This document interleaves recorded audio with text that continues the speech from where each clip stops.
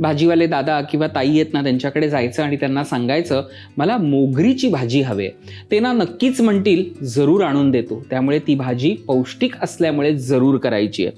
मी सगळी व्यवस्थित सोलून घेतली होती आणि आता फक्त कापून घेणार आहे, कारण बाकीची मी कापून घेतलेली आहे. बाकीचीही तयारी झालेली आहे.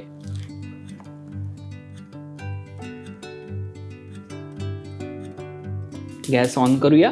तेल घ्यायचं आहे, थोडं जरा जास्त लागतं.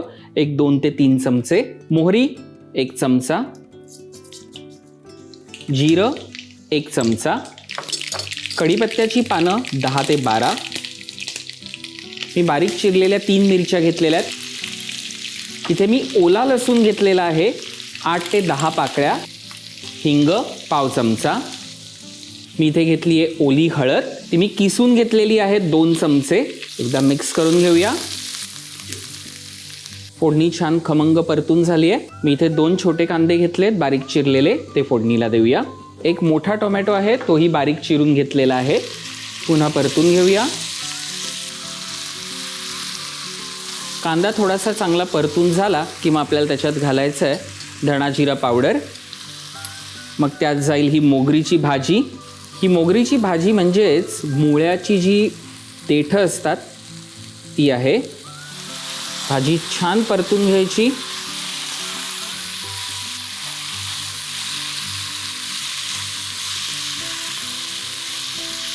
व्यवस्थित परतून घेतली की आपल्याला त्याच्यामध्ये मसाला घालायचा आहे.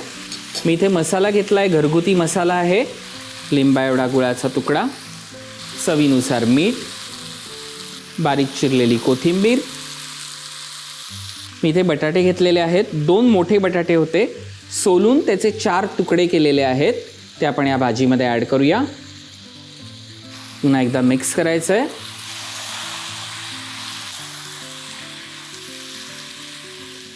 सगळं व्यवस्थित परतून घेतल्यावर आपल्याला त्याच्यामध्ये पाणी घालायचं आहे थोडंसं.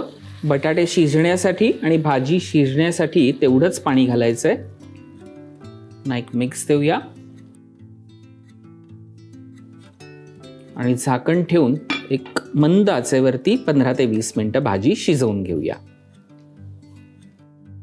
मोगरीची भाजी म्हणजे नक्की काय, तर मोगरीची भाजी म्हणजेच मुळ्याची शेंग.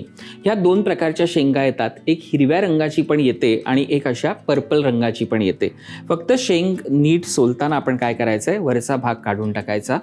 हाही भाग काढून टाकायचा जो आपण ऑलरेडी भाजी करताना काढून घेतला होता. आणि मग ह्या शेंगा आपण चिरल्या होत्या आणि मग त्याची भाजी तयार केली होती. सो बघूया भाजी तयार झाली आहे की नाही ती. आहा, मुळ्याचा अगदी सुहास सुटलेला आहे.